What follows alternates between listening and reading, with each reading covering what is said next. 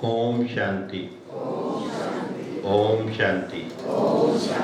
आज भादुगढ़ बाबा के घर के अंदर पांडव भवन से, मधुबन से बाबा के अनमोल रतन, वफादार, आज्ञाकारी और नूरे रतन बाबा की श्रीमत पर चलने वाले साकार बाबा की पालना लिए हुए, मम्मा की पालना लिए हुए, दादियों के अंग संग रहने वाले और बाबा के हर कर्म के साक्षी होकर देखने वाले, तो ऐसे नूरे रतन भाई जमुना प्रसाद जी जो आज हमारे बीच में हैं, तो हमें इनको पाकर आज अपने बीच में बहुत ही खुशी हो रही है, बहुत ही खुशी हो रही है।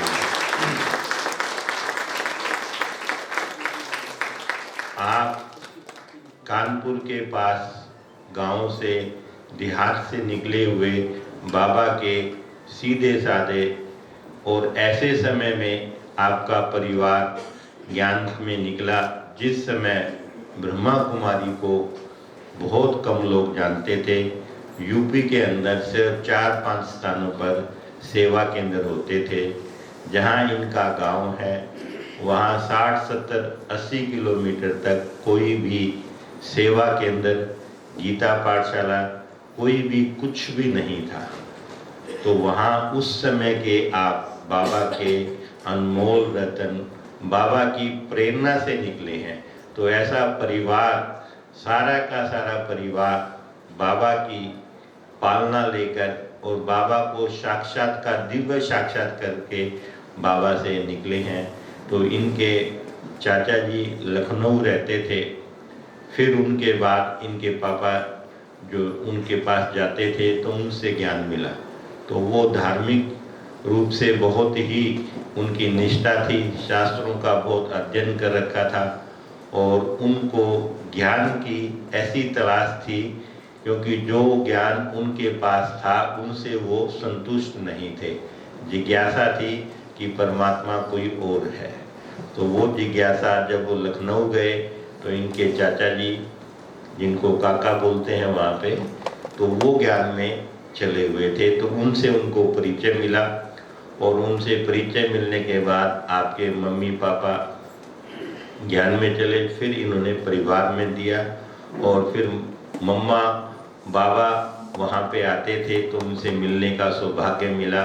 एक बार कानपुर के अंदर बाबा आए हुए थे तो इनको जब निमंत्रण मिला तो ये गांव से 14 भाई बहन, जो गांव वाले विरोध करते थे, तो उस विरोध को ध्यान में रख के रात को वहाँ से पैदल चल के, और जो स्टेशन था इनसे 20-25 किलोमीटर दूर था, तो रात के अंधेरे में गांव से बचने के लिए पैदल ही चले और 25 किलोमीटर जाके फिर स्टेशन पे बैठे, फिर लखनऊ आए, लखनऊ से कानपुर आए। और जब कानपुर आए तो इनकी जो पैरों की जो हालत थी, वो इनके सभी के पैर नंगे पैर चले थे, क्योंकि उस समय कोई पथरीली ज़मीनें होती थी, कोई ज़्यादा सड़क भी सीधी सादी नहीं होती थी, गांव की पटरी पर चल के चले थे तो पैर भी सूज गए थे।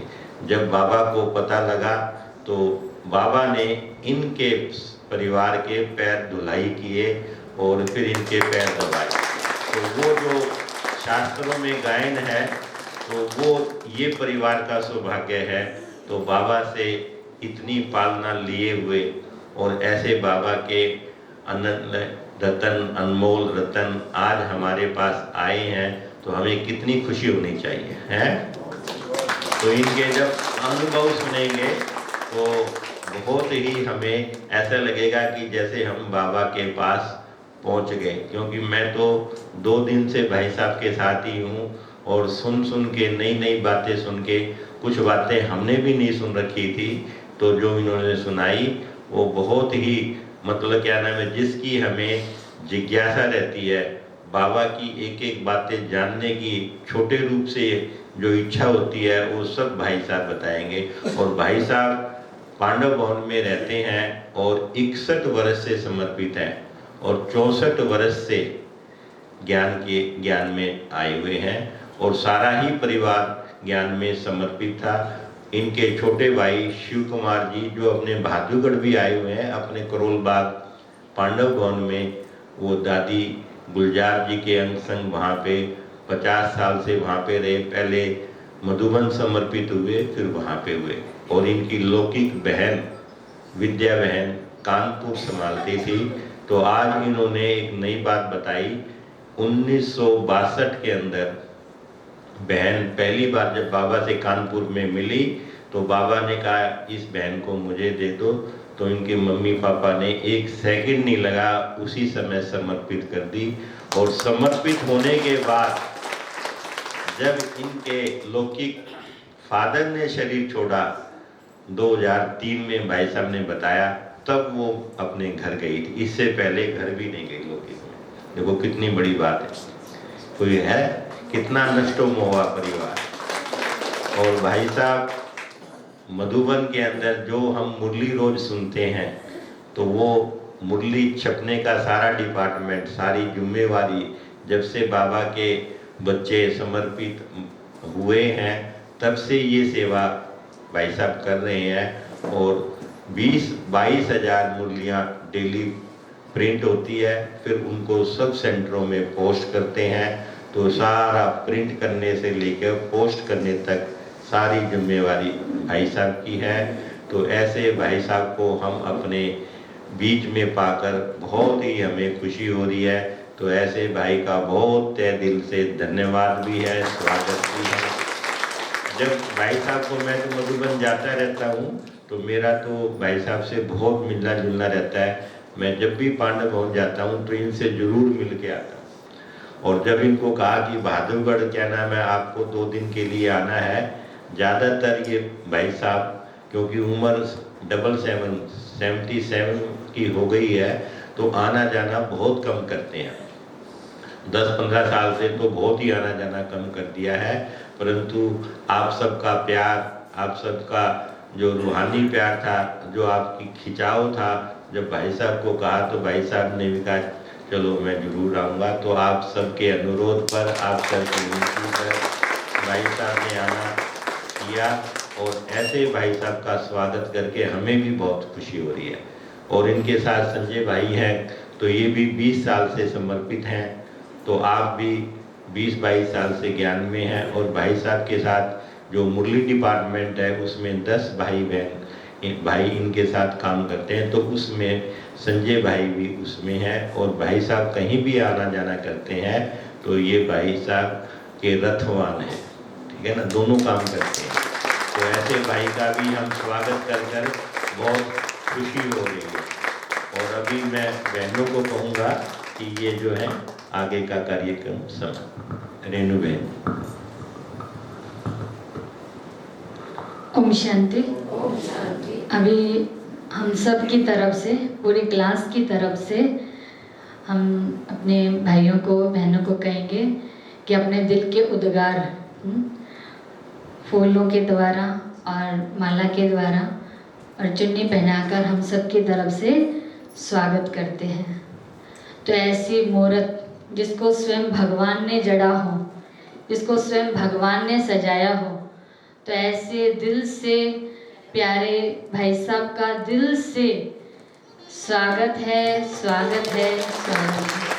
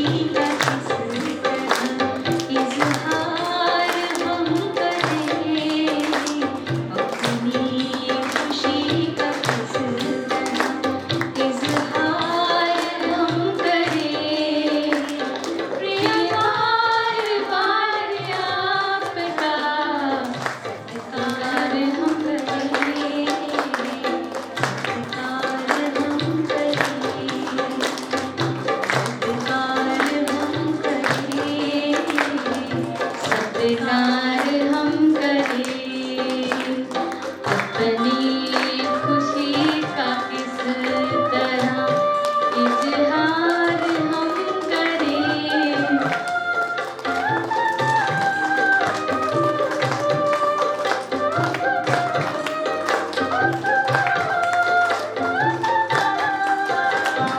श्रद्धा से शीश पर बनूंगी आज है झुके करने नमन है किरणों के भी काफिले रुके। श्रद्धा से शीश पर बनूंगी आज है झुके करने नमन है किरणों के भी काफिले रुके। करने नमन है किरणों के भी काफिले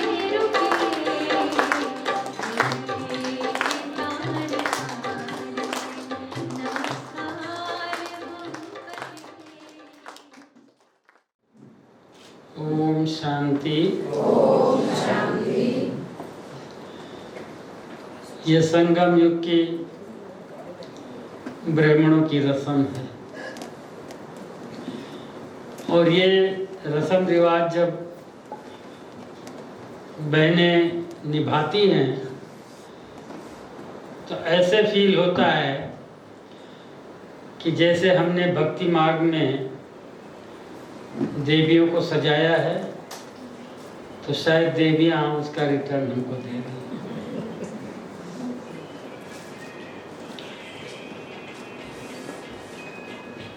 आप सबको मालूम है आज क्या तारीख है? 5 मई, ठीक है ना? कोई बताएगा क्यों पूछा है?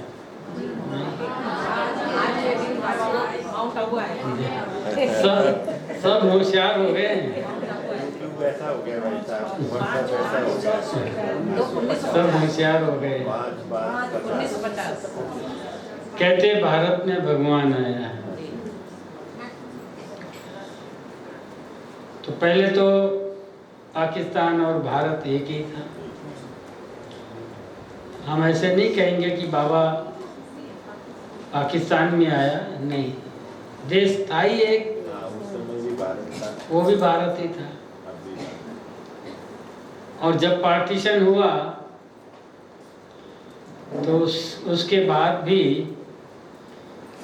3-3.5 साल तो बाबा वहीं थे, क्योंकि वहाँ के लोग बहुत सम्मान देते थे, इज्जत देते थे संस्था को, और कहते थे आप जाओ नहीं। लेकिन ड्रामा में जो होता है वो अपने आप रिपीट हो जाता है। तो आज 5 मई 1950 को साकार में, जिसको क्या शब्द कहें, कि सचमुच भारत में भगवान के पांव इस धरती पर पड़े। क्यों पड़े? हमें और आप सबको ढूंढने के लिए पड़े। हम आप कहीं ढूंढने नहीं गए। किसी ने सोचा नहीं था कि बाबा का सेवा केंद्र ऐसे कभी बहादुरगढ़ में खुल जाएगा और सभी भाई बहन इतने एक साथ बैठ के भगवान का ज्ञान सुनेंगे, भगवान से अर्थात बाबा से अर्थात पिता से संबंध जोड़ेंगे। लेकिन बाबा ने आप सबको ढूंढकर, उसमें मैं भी शामिल हूँ, सबको ढूंढ करके और एक माला तैयार कर दिया। तो सबको इतनी खुशी है?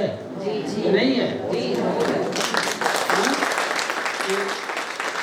ऐसे समझते हैं जैसे कोई साधु संत महात्मा के पास गए और सत्संग किया, चले आए। नहीं, वहाँ कोई संबंध नहीं होता है।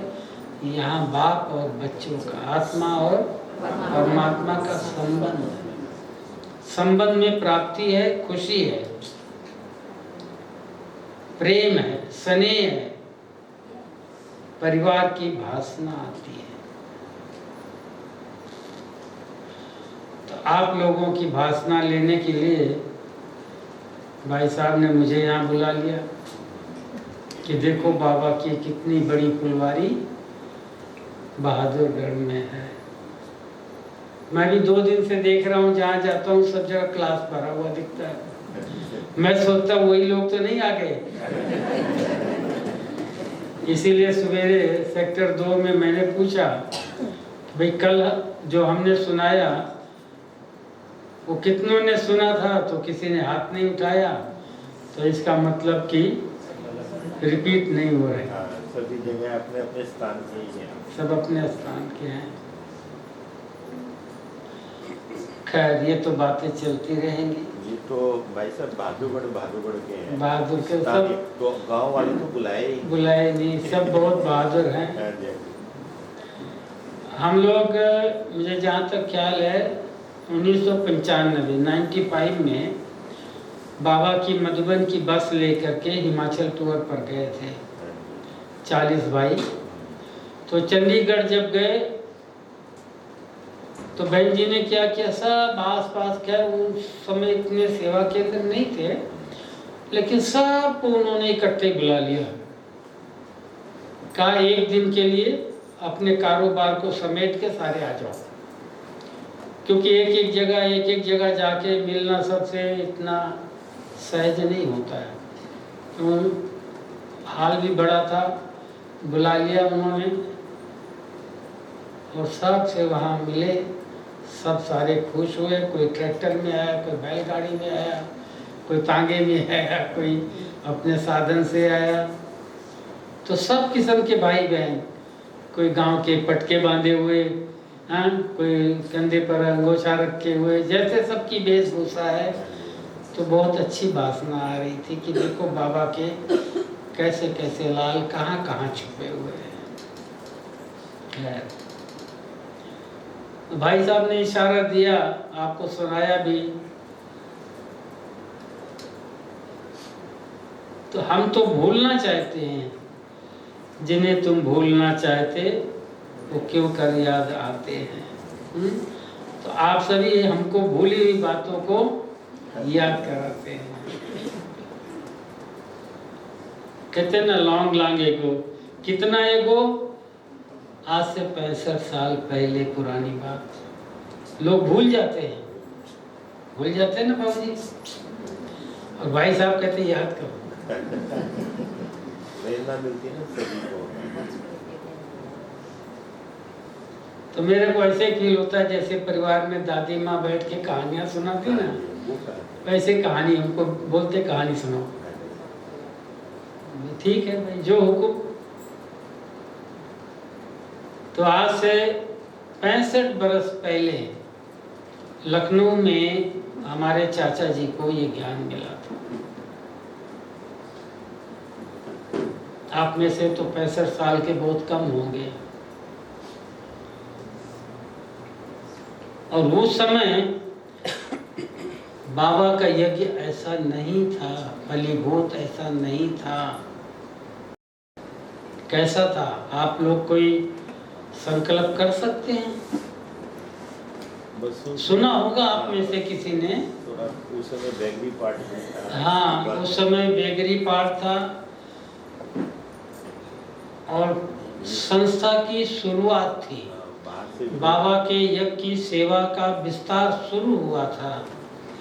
जो पाकिस्तान से बड़ी पुरानी दादियाँ आई थी भारत में बाबा के साथ, बाबा ने उनको खास खास जगहों पर भेजा था सेवा के निमित्त। आज तो हम कहीं जाते हैं तो पता करते वहाँ कोई सेवा केंद्र है, हम जाकर कहाँ रहेंगे, किसके पास रहेंगे, कहाँ भोजन करेंगे। उस समय कुछ भी नहीं था। जो पुरानी बड़ी दादियाँ हैं, कोई गंगा घाट पर, कोई जमुना घाट पर, कोई कहाँ, कोई पार्क में, कोई कहाँ, जाकर के शाम को सवेरे एक चादर बिछाकर जमीन पर वहाँ बैठ करके और अकेले ही तपस्या करती थी।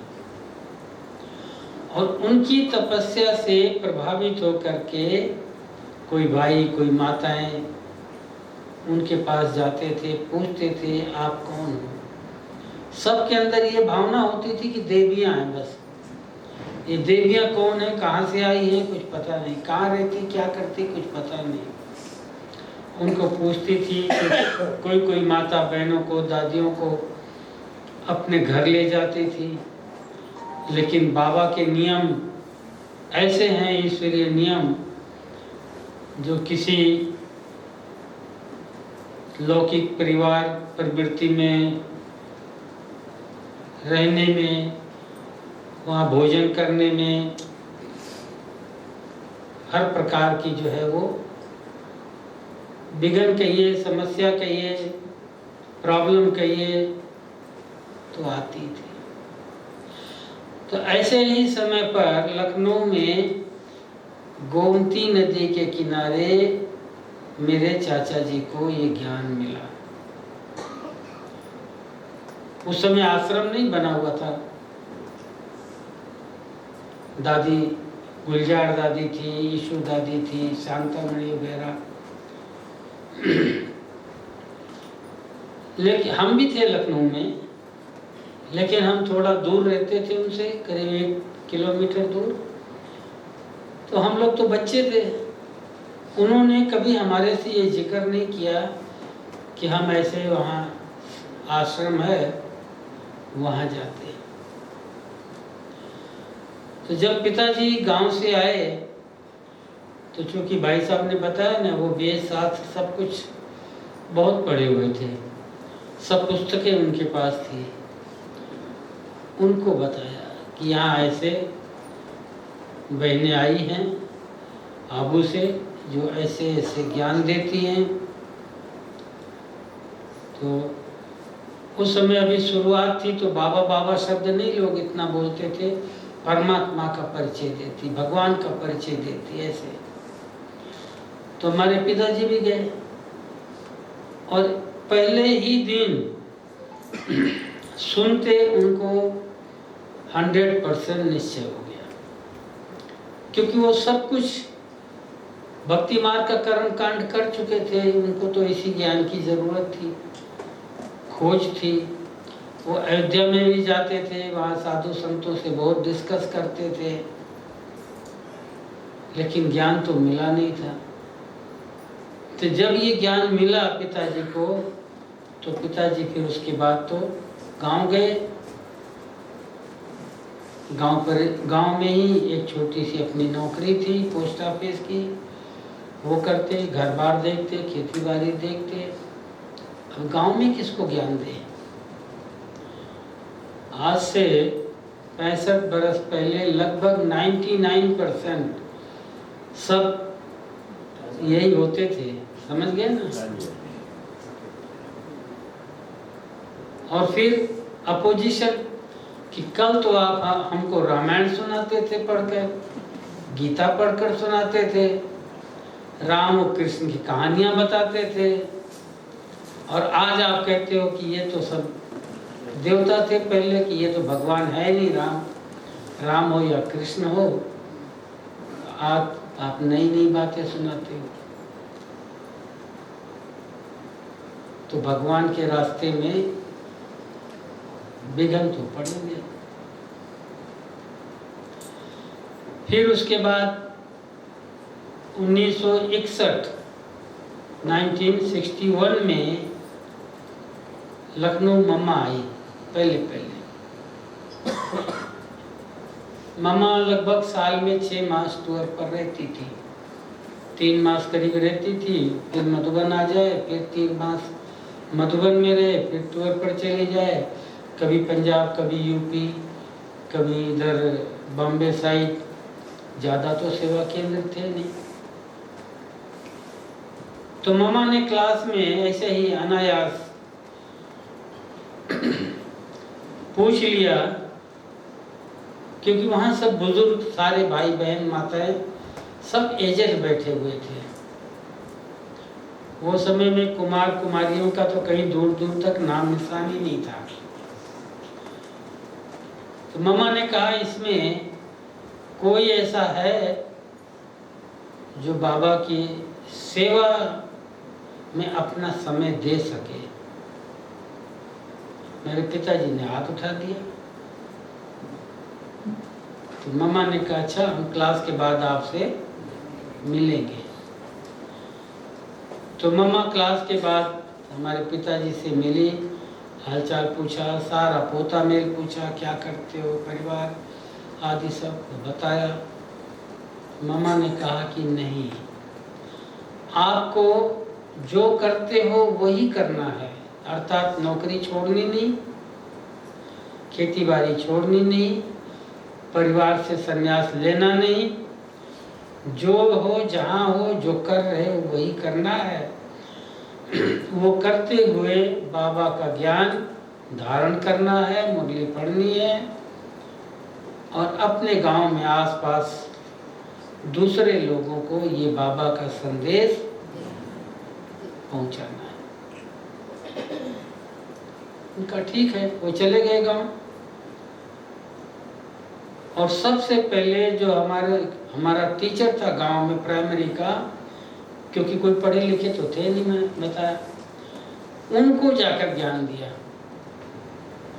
और एक भाई अभी भी है शांतिवन में, सरेंडर है, वो हमारे से बाद में सरेंडर हुआ, लेकिन ज्ञान तो हम लोगों के साथ में ही लिया है उसने भी।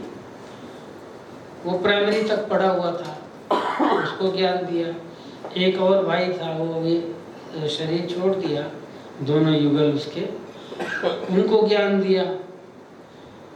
लेकिन धीरे धीरे गांव में अपोजिशन बढ़ता गया। लोग तो गांव में मारपीट करने तक तैयार हो जाते हैं। लेकिन ये बाबा का ज्ञान आखिर तो विजय बाबा की ही होगी। काफ़ी दूर दूर तक जहाँ गांव में मेले लगे, बाजार लगती थी, कई सप्ताह में 1 दिन 2 दिन, वहाँ जा कर के वो भाई लोग जैसे जैसे जो ज्ञान में आते थे, सब अपनी अपनी साइकिल लेके जाके, और उस समय इतने चित्र नहीं होते थे, वहाँ 1-2 चित्र, त्रिमूर्ति, झाड़ गोला जो होता था, वो वहाँ अपने ही साइकिल पर टांग लेते थे और जो लोग खड़े हो जाए उनको ज्ञान समझाते थे, रात को अपने घर आ जाते थे। ऐसे धीरे धीरे धीरे ज्ञान का विस्तार काफ़ी दूर दूर तक, हमारे घर से 60-70 किलोमीटर इधर, 60-70 किलोमीटर इधर तक बाबा का ज्ञान फैलता गया, बढ़ता गया, विस्तार होता गया।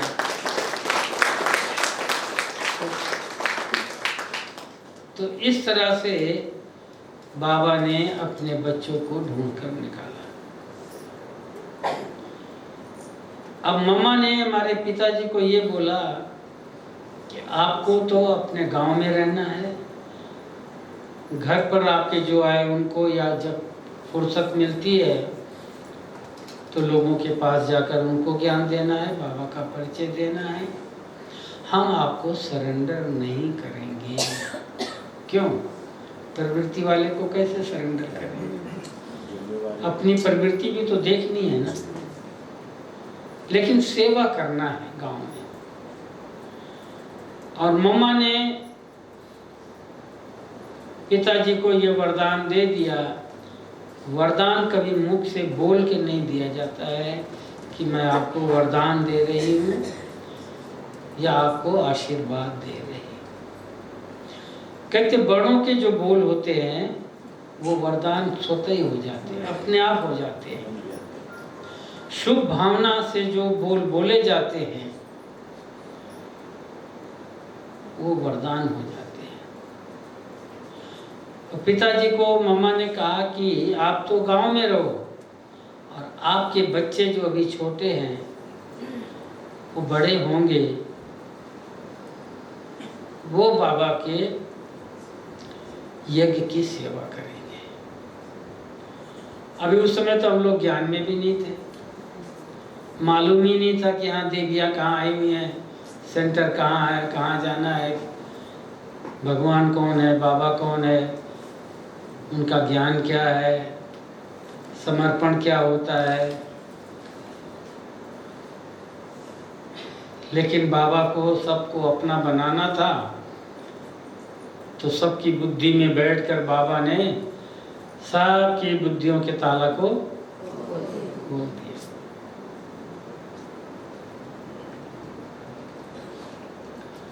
और हम वहाँ पढ़ते थे,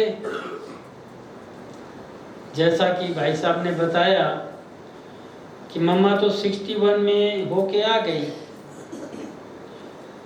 62 में बाबा कानपुर आए थे जनवरी महीने में। आप लोग जानकार हैं, यहाँ के अनुभवी हैं, जनवरी महीने में कितनी ठंड होती है, कितना दिन में रात को कोहरा गिरता है, रास्ता नहीं दिखता है। ऐसे में बाबा कानपुर गए थे। अब जब मालूम पड़ा तो सबको दिल हुई कि बाबा से तो जरूर मिलना है। भाई हम सब तो मधुबन नहीं जा सकते, गरीब लोग हैं गांव के, लेकिन सब 100% सब बांधेले थे, चाहे भाई हो चाहे माताएं हो। अब वो जो भाई गुजर गया युगल दोनों, वो इतना जवान लड़का बड़ा, उसको उसके माँ बाप मारते थे, बताओ, जबकि वो बालिग है। भाई जो कुछ करेगा अपने बुद्धि से सोच समझ के करेगा, लेकिन नहीं, वहां नहीं जाना है। अब ऐसे लोग बाबा से कैसे मिलने आएंगे?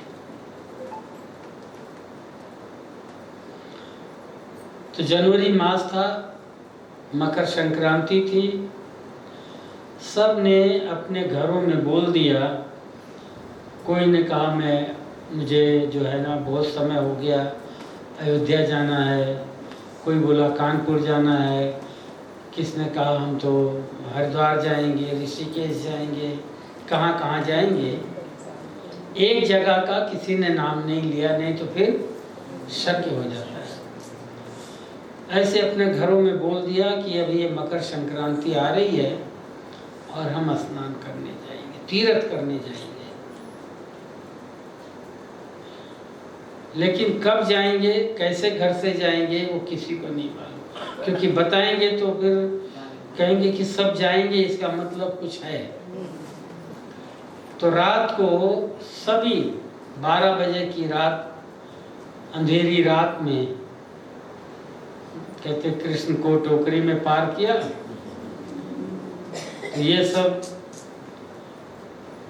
अपनी जीवन नाव को पार करने के लिए, भगवान से मिलने के लिए, कोई कहाँ से, कोई किस गांव से, कोई किस गांव से, अलग अलग गांव से निकल के रात को, रातों रात पैदल चल करके और वहाँ स्टेशन पर पहुँच गए। वो जमाने में तो गांव में सड़क नहीं, जीप नहीं, गाड़ी नहीं, बैलगाड़ी होती थी बस, वो भी किसी के। तो पैदल सब चल करके स्टेशन पर पहुंच गए। हमारे पिताजी भी उसी में थे, हमारी माताजी भी थी और हमारी बड़ी बहन भी थी, 2 बहनें थी, सब उसमें गए। और वहां से आए लखनऊ, लखनऊ से आए कानपुर। अब स्टीम इंजन से चलने वाली गाड़ी, तो आप लोगों ने भी सफर किया होगा स्टीम इंजन, तो कपड़े की हालत और शकल की हालत क्या होती है।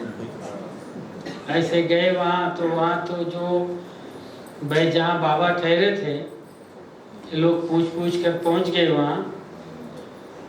इन सब की अकल और शकल देख करके बोले, तुम कहाँ से आए, तुम बाबा से मिलोगे। ऐसे बाबा से मिलने आए। तो हमारे पिताजी ने कहा, हम बाबा नहीं मिलेंगे तो हम वापिस चले जाएंगे, कोई बात नहीं, सिर्फ मेरा संदेश बाबा को दे दो कि वहाँ गांव से वो आए हैं बस। बाबा को मालूम पड़ा बाबा ने उसी समय बुलाया, बुला के सबसे मिले, हाल चाल पूछा। फिर जो वहाँ निमित्त थी बहनें और जो व्यवस्था के निमित्त थे उनको कहा इनको ले जाओ, उस फलाने मकान में रखो, जब तक 2 दिन 4 दिन ये चाहे रहें, खाना पीना सब इनकी व्यवस्था करो। और जब बाबा से मिल रहे थे तो जो मेरी बहन कानपुर में थी अभी तक, पिछले 1.5 पौने 2 साल पहले तक, जब से सरेंडर हुई, वैसे बाबा ने उनको पंजाब वगैरह का टूर कराया था, क्योंकि नए नए थे, सेवा केंद्र कैसे चलता है, कैसे बाबा का ज्ञान मिलता है, थोड़ा अनुभव कराने के लिए। कुछ समय चंद्रमणि दादी के पास रखा था, फिर गंगे दादी के पास सेट कर दिया। वो तब से लेकर के और अभी तक समझो 59 ईयर वो गंगे दादी के साथ ही रहकर सेवा किया। अब शरीर से नहीं है। तो जब बाबा से मिल रहे थे तभी बाबा की नज़र जो है मेरी बहन के ऊपर पड़ी, और जैसा भाई साहब ने बतलाया, बाबा ने कहा ये बच्ची तो बाबा की है।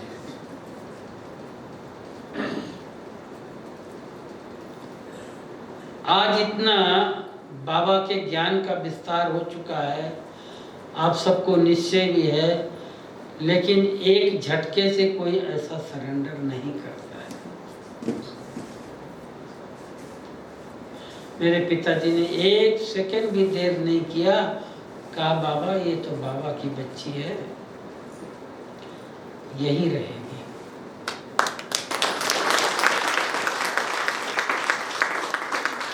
गांव से 15 लोग आए और वापिस 14 ही गए। ऐसे सरेंडर होते हैं। और अगर सोचते रहेंगे ठीक है बाबा ने कहा है सरेंडर हो जाएंगे, कौन सी बड़ी बात है, अभी तो बचपना है, ऐसा संकल्प आता है ना। और परिवार के लौकिक संबंधियों के या गांव वालों के पास जाएंगे तो वो 10 बातें और सुना करके मन के संकल्प को ही बदल देंगे, बहका देंगे। लेकिन एक झटके में बाबा ने उनकी जीवन पत्री को पढ़ लिया, हमारे पिताजी ने उस पर मोहर लगा दिया।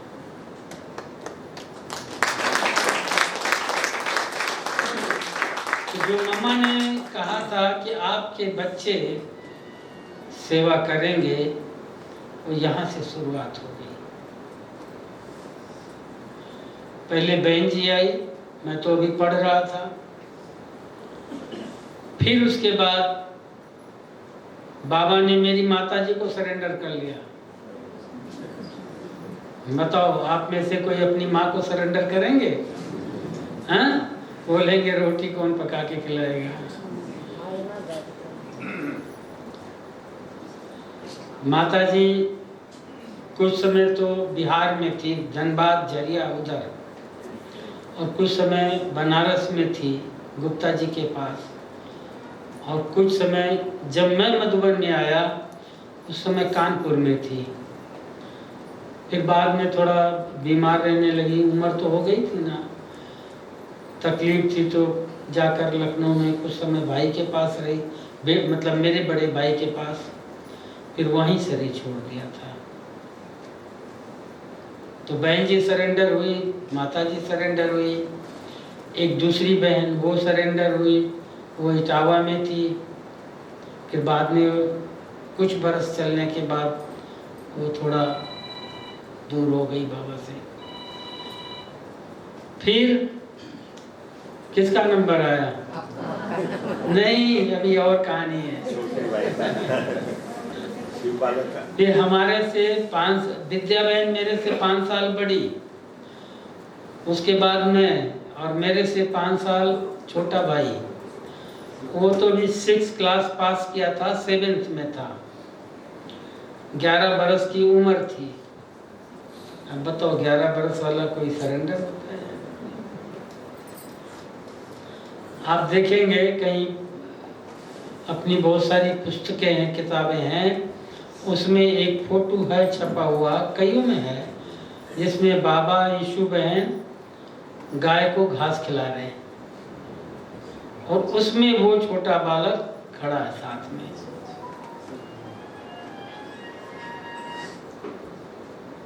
तो पिताजी ने उनके लिए बाबा को लेटर लिखा कि अगर आपकी इच्छा हो, आप चाहें तो ये छोटा बच्चा है, मैं इसको मधुबन भेज दूं। परिवार तो हमारा शुरू से नष्ट हुआ था। बाबा ने बुला लिया, भेज दो। लेकिन बाबा ने उसको पहले कहा कि इसको बड़ी दीदी दिल्ली में है, रजौरी गार्डन में, इसको वहाँ भेजो।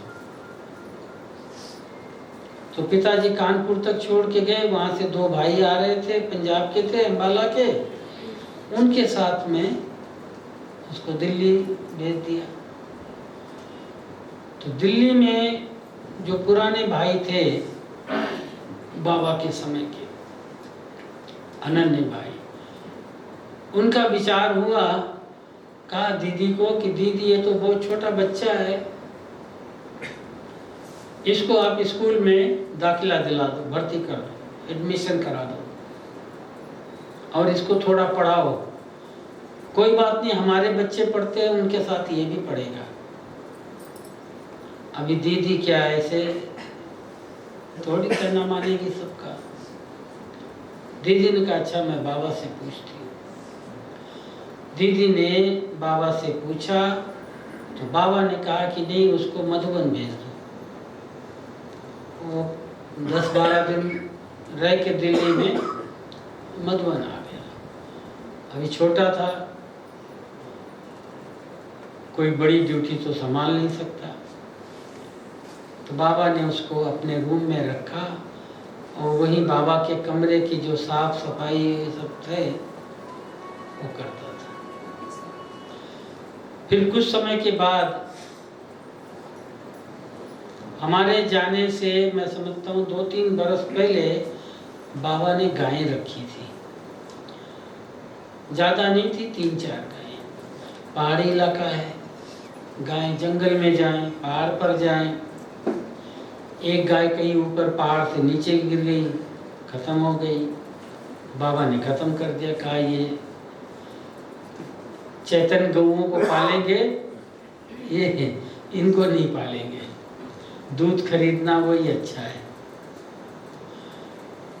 फिर उसके बाद मैं गांव में गया था। बहन जी सुनना चाहती है? बहन जी को बहुत अच्छा लगता है। आप लोग भी कहानियां सुनेंगे? अच्छा सुनो। तो मेरा भाग्य कैसे खुला? कोई तो निमित्त बनता है ना।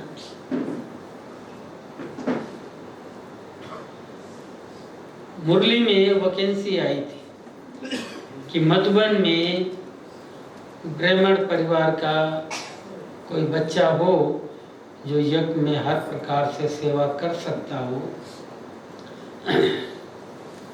वो आ सकता है। क्योंकि हमारे सरेंडर होने के पहले मधुबन में कोई भी सरेंडर भाई नहीं था। 2-4 जो बुजुर्ग भाई थे वो पार्ट टाइम सेवा करने वाले थे। मकान बनता था वो देखते थे। एक भाई था वो नक्शा बनाता था, एक भाई था कारपेंटर था, लकड़ी का काम करने वाला, और एक भाई दिल्ली का था, बहुत बूढ़ा था, वो ये मेसन मिस्त्री का काम करता था। तो वहाँ तो पत्थर की चुनाई होती थी। थोड़ा दिन उसने सेवा किया, उससे तो पत्थर उठते ही नहीं थे जो दीवार की चुनाई करे। लेकिन उसकी फिर भी लगन थी, हिम्मत थी। कुछ समय सेवा करने के बाद वो आ गया वापस।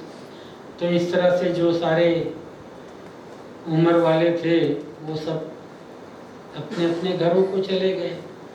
अब मधुबन की सेवा के लिए हैंस चाहिए।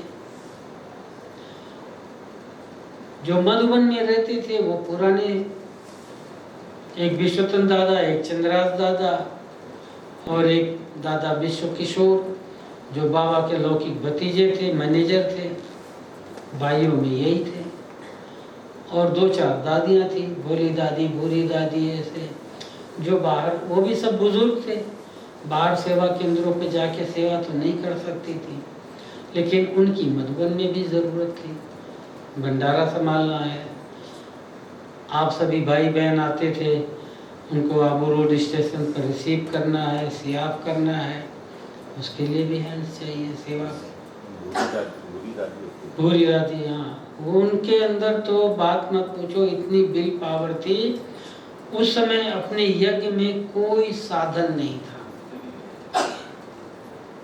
एक बैलगाड़ी थी और एक साइकिल थी बस, और कोई साधन, अपना यज्ञ का कुछ नहीं था।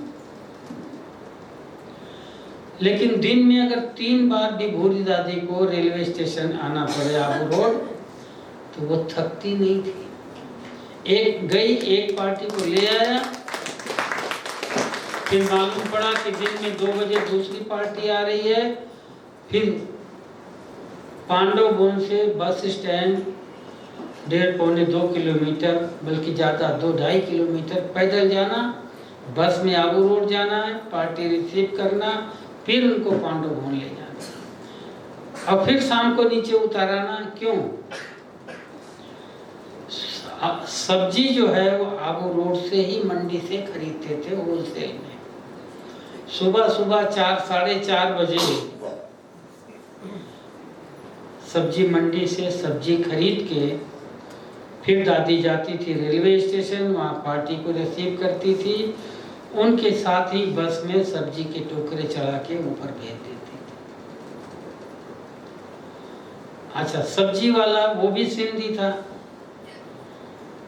उसने इतना रहम किया कि दादी, बुरी दादी जो है, कभी स्टेशन पर रह जाए, कभी कहाँ, कभी वेटिंग रूम में, कभी, लेकिन आखिर तो फिर भी माता है।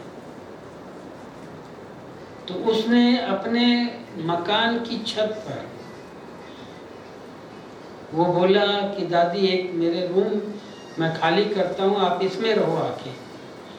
तो बुरी दादी कहे नहीं, हमारा नियम नहीं है कि किसी गृहस्थी, क्योंकि वो लोग तो अज्ञानी है ना, हम किसी गृहस्थी के घर में नहीं रहेंगे, इतना निश्चय।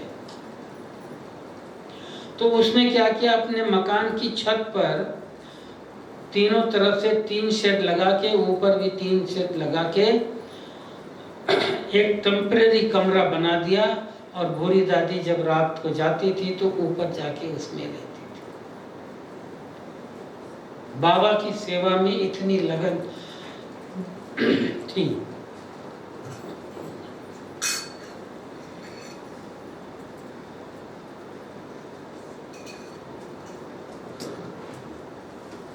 खैर, वो कहानियां तो अपनी हैं। अब आया नंबर मेरा। तो मेरे पिताजी ने मुझे प्रेरणा दिया। मैं तो गर्मी की छुट्टियों में गया था गांव, कि देखो मुरली में ऐसे आया है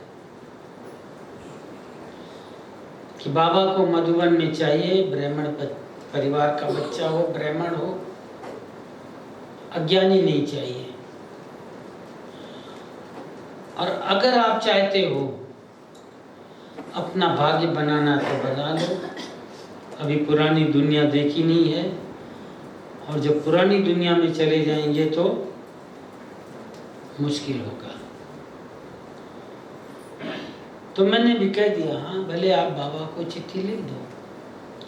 हमारे पिताजी ने बाबा को पत्र लिख दिया कि ऐसे ऐसे हमारा बच्चा है, आप कहें तो हम भेज दें। बाबा का लेटर आया क्या आया होगा जी? कोई एक बतावे। अरे खुशी से बोलो ना। ये लेटर में अगर पॉसिबिलिटी नहीं होती तो आज आपके सामने कैसे बैठी होती हैं? तो बाबा ने लेटर लिख करके मुझे बुला लिया और मुझे 61 बरस हो गया मधुबन में रहते हुए। कहीं जाते आते हैं, लोग गांव भी जाते हैं, वो बात अलग है, लेकिन अब हमारा परमानेंट एड्रेस पांडवगौन आबू का हो गया। अब गांव भूल गए, परिवार भूल गया। बाबा के थे अगले क्लब में और बाबा ने पहचान लिया, इस क्लब में अपना बना लिया। अगर उस समय हम आनाकानी करते कि नहीं अभी तो हम पढ़ रहे हैं, चले जाएंगे फिर जाएंगे, क्या है जल्दी क्या है, तो क्या होता, क्या नुकसान होता जी? न मम्मा को देखते न बाबा से मिलते। मम्मा के साथ हम 2 बरस रहे और बाबा के साथ 5.5 साल रहे। तो ये भाग्य किसने बनाया? हमने नहीं भाग्य बनाया। जो बाबा ने भाग्य पहले से बना करके और ड्रामा की रील में फिक्स कर रखा था, वो हमने सिर्फ रिपीट किया।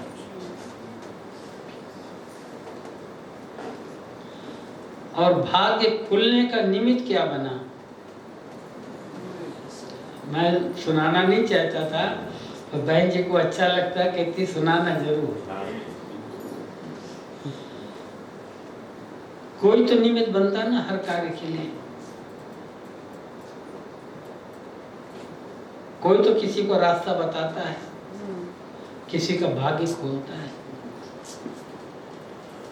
मधुबन में नान बी के फैमिली एक आबू में रहती थी, धोबी।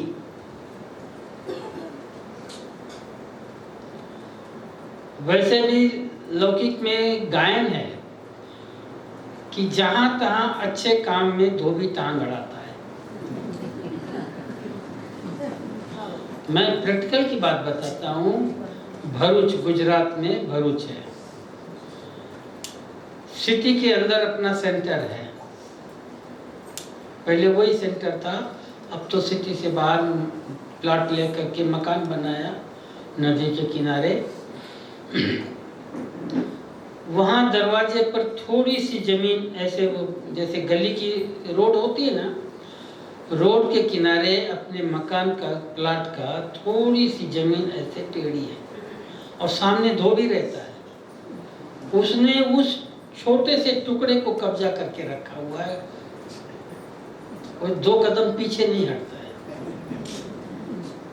इसलिए बोला कि जहाँ तहाँ ऐसा कहावत है कि वो शुभ कार्य में जरूर कुछ न कुछ करता है।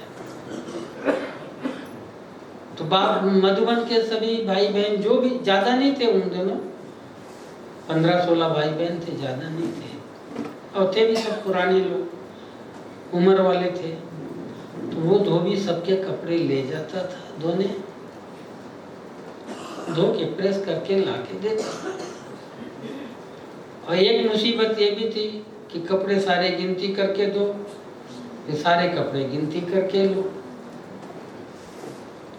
तो बाबा की एक धोती उसने गुम कर दिया।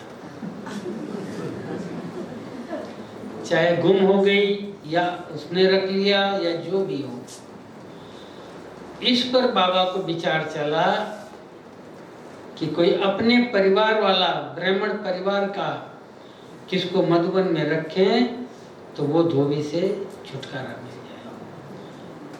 तो धोबी का कपड़े धोने की तो एक बहाना था। भाग्य मेरा खुलना था। कहते ना, छीका टूटा तो बिल्ली के भाग्य से, बाबा की धोती गुम हुई तो मेरे भाग्य से। हैं? न धोती गुम होती और न बाबा को ऐसे विचार आता, न मुरली में डायरेक्शन जाता और न मेरा भाग्य खुलता। उस जमाने में 21 रुपए की धोती थी बाबा की। 21 रुपए ने मेरा भाग्य खोल दिया। समझा? ये थी रमणीक बात। लेकिन मधुबन में धोबी घाट भी किया है, ऐसी बात नहीं है। 3-4 बरस जो है वो किया है। पर ये कि हम लोगों को उससे कोई कभी दे अभिमान नहीं थी। बाबा थे ना साथ में। हम लोग क्लास से उठ के नाश्ता करके 5-6 भाई मिल करके धोबी घाट करते थे। ये सूरज भाई है ना, ये जब सरेंडर हुए तो ये भी हेल्प करते थे। राजू भाई भी सब, हाँ, सब करते थे। तो ये खुशी होती थी कि हम लोग धोबी घाट करते थे, ठंडी हो, गर्मी हो, बरसात हो। और बाबा नाश्ता कर, क्लास से उठ के नाश्ता करते, क्योंकि उसके बाद फिर बाबा ऑफिस में जाके बैठते थे। उसके पहले बाबा थाली में या ट्रे में जैसा भी हो, टोली ला करके जितने भाई वहाँ सेवा करते थे सबको टोली खिलाते थे। तो ये उमंग रहता था कि बाबा अभी आएंगे, टोली खिलाएंगे। तो वो देहभान नहीं किसी को होता था कि हम कपड़े कैसे धोएंगे। अरे किसके कपड़े हैं? कोई अज्ञानियों के थोड़ी हैं। कपड़े तो अपने ही है ना। हम अपने ही कपड़े तो धो रहे हैं, किसी और के थोड़ी धो रहे हैं। तो ये था कहानी। और क्या बोला था बहन जी? आपकी शर्ट भी तो पहनी है। अच्छा। वो धोबी, हाँ 1 मिनट, वो धोबी को तो छोड़ दिया, छुट्टी हो गई उसकी। एक दूसरा धोबी, वो उसके कोई था नहीं बच्चे, वो पाकिस्तान से आया हुआ था, वही आबू में रहता था। तो वो सिर्फ दोनों ही थे युगल बस। तो वो कपड़े वगैरह नहीं धुलाई करते थे, ना उनसे इतना होता था। वो जैसे 2-4 जगह से थोड़े कपड़े इकट्ठा करके सिर्फ आयरिंग करता था। आयरिंग करके दे आता था और अपना उसको उसकी मेहनत का वो मिल जाता था, उनका गुजारा होता था। तो अपने मधुबन से भी थोड़े कपड़े लेके जाता ही था हमेशा ही। बाबा ने कहा, जैसे रहम पड़ता ना किसी पे, बाबा ने कहा बच्चे थोड़े कपड़े इसको दे दिया करो, समझा। वो बूढ़ा बूढ़ी क्या करेंगे, इसी बहाने 2-5 रुपया उनको मिल जाएगा। वो जमाने में 2-5 रुपया बहुत होता था और इनका गुजारा हो जाएगा। चलो भाई। तो एक दिन मेरी वो बूढ़े ने मेरी शर्ट भी पहन रखी और जब आया प्रेस करके कपड़े देने तो मैंने देखा, मैंने कहा काका ये तो मेरी। कहता हाँ पहन लिया। ऐसे बड़े भोले पर हाँ पहन लिया। अब बताओ क्या करेंगे, उसका गले का पहना हुआ थोड़ी उतार के लेंगे। तो ऐसे बहुत रमणीक बातें हैं। हाँ मामा की बात। बाबा को सुनो, क्योंकि हो जाएगा ना बाबा के अव्यक्त होने का। थोड़ा सा जो आपका अनुभव बाबा के साथ है। तो हम तो बाबा के साथ रहे शुरू से लेकर के, और बाबा के साथ खाना भी हर 10-15 दिन में बाबा एक बार, ब्रह्मा भोजन तो रोज ही बन रहा है खाते, लेकिन पार्टी वाले हो, मधुबन वाले हों, बाबा सबको एक साथ बिठा के ब्रह्मा भोजन सबको खिलाता था। हिस्ट्री हॉल की छत पर बाबा ऊपर जा करके वहाँ पिकनिक कराते थे। बाबा के साथ बैडमिंटन तो बाबा डेली खेलते थे। और कैरम बोर्ड खेलते थे बाबा, कभी किसी को बुला करके। और कभी कभी बच्चों को बहलाने के लिए जहाँ पांडव भवन में शांति स्तंभ है, वो टेनिस कोर्ट था, खेलने का ही स्थान था, क्योंकि वो कैंपस जो है वो राजा का था। तो वहाँ बाबा बच्चों के साथ क्रिकेट खेलते थे। तुम ही संग खाऊं, तुम ही संग खेलूं। बाबा ने एक प्रैक्टिकल करके दिखाया। बाबा अपने रूम में भोजन करते थे। रोज बाबा सवेरे पहले मम्मा क्लास में आती थी, मामा मुरली चलाती थी, सुनाती थी। उसके बाद बाबा आते थे। बाबा की लगभग पौन घंटा मुरली चलती थी। सभी को क्लास में ही टोली मिलती, थोड़े होते थे, कभी 30, कभी 40, कभी 50, छोटा परिवार। भोग लगता था तो सभी को बाबा अपने हाथ से अमृत पिलाते थे। बाबा गद्दी पर बैठते थे, ऐसे सोफा ऊपर नहीं था, सादी गद्दी, चौकी जैसे होती ना, चौकी के ऊपर एक गद्दी होती थी कॉटन की, उस पर बाबा बैठते थे। बाकी सब 1 to all 100% नीचे दरी और चादर लगा होता था, फोम भी नहीं होता था।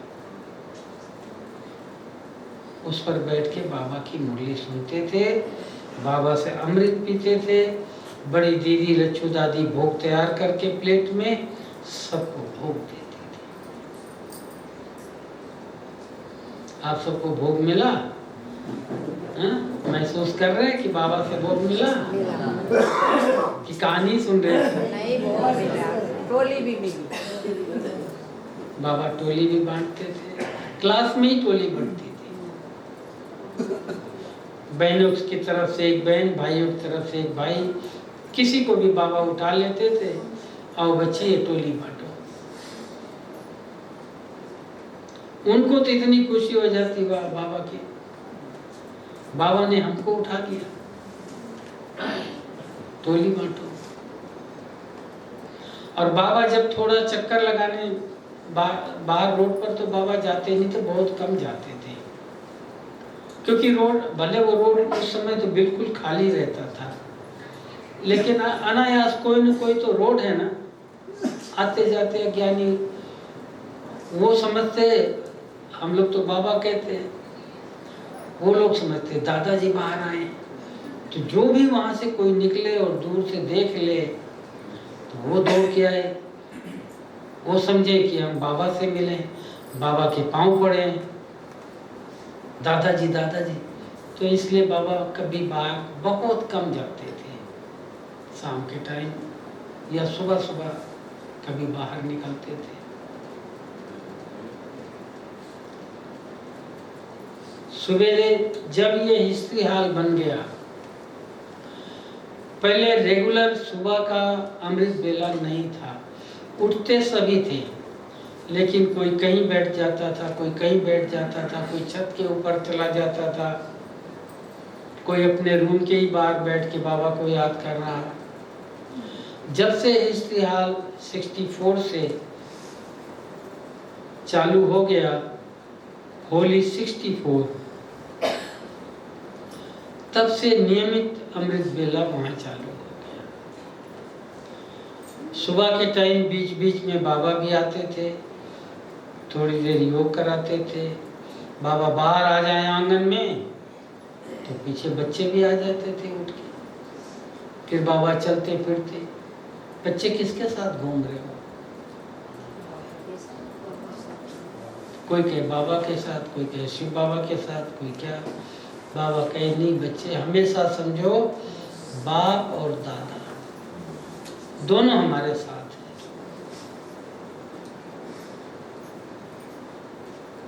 फिर बाबा वहाँ साइड में 1-2 स्टेप थी, उसके ऊपर बाबा खड़े हो जाते थे, सबको सामने दृष्टि देते थे।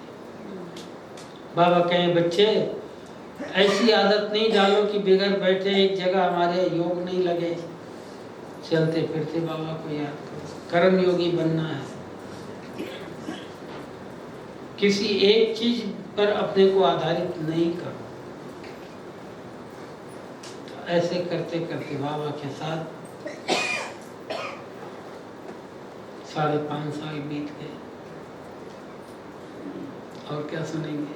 आप जो बताएंगे वो सुनाता हूँ। हाँ, बाबा का अंतिम संस्कार जो अच्छा, वो जो भाई बहना है इतने कैसे हाँ। व्यवस्था करी? बाबा के अंतिम समय पे 2 दिन पहले वाला। अच्छा, वो भी बताता हूँ। वो तो मेरे ध्यान से उतर गया था।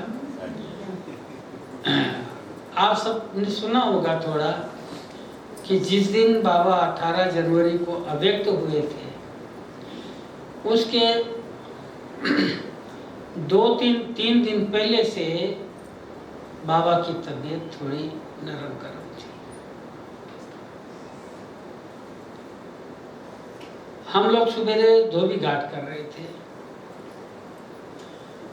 धोबी घाट जहाँ पर बाबा का कुआं है, आपने देखा होगा, अभी वहाँ बड़ा जनरेटर रखा है जनरेटर के ना, पास। उसके सामने यही धोबी घाट होता था। और वहीं पास में ही बाबा की लेटरिन। बाबा कभी अटैच लेटरिन बाथरूम में नहीं जाते थे। बरसात हो तो बाबा हाथ में छतरी लेकर के वहां जाते थे। मधुबन में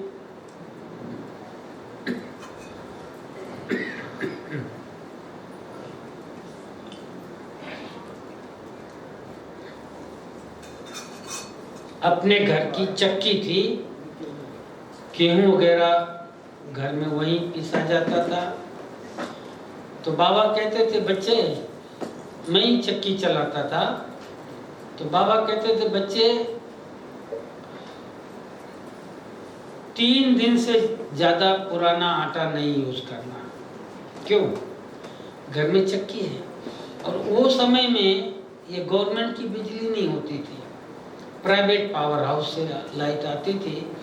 तो कभी महीनों 1 सेकंड के लिए भी लाइट नहीं जाती थी, क्योंकि प्राइवेट कंपनी इंजन चला के देता था, तो लाइट जाने का सवाल ही नहीं। बाबा कहते जब घर में चक्की है तो ताज़ा आटा रोज खाएं हम।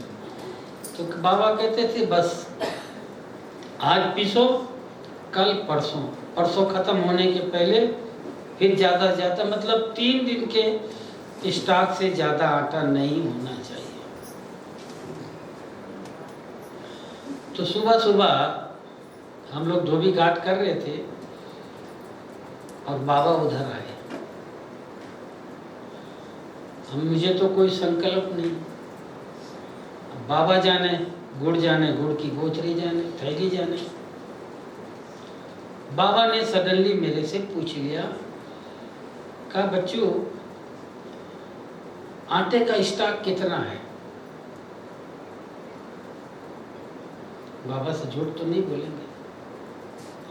ये वही समय था जो मैंने थोड़ा आटा ज़्यादा पीस लिया।